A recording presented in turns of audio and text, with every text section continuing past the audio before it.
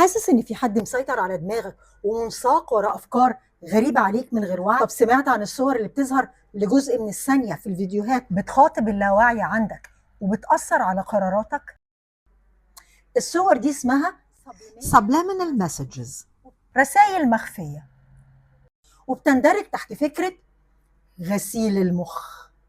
الفكره بدات مع تجربه قام بيها جيمس فيكري رجل التسويق في الخمسينات، لما قال ان هو عرض رسائل مخفيه وقت عرض فيلم في السينما.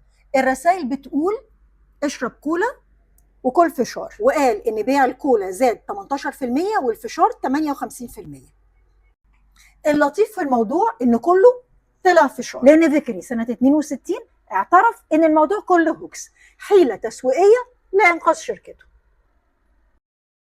بس على الرغم ان تجربه فيكري كانت مزيفه، الا ان العلم الحديث بيقول ان الرسائل اللاشعوريه موجوده وليها تاثير لكن بسيط، لكن مش وسيله تحكم في الاختيارات بعكس الاراده.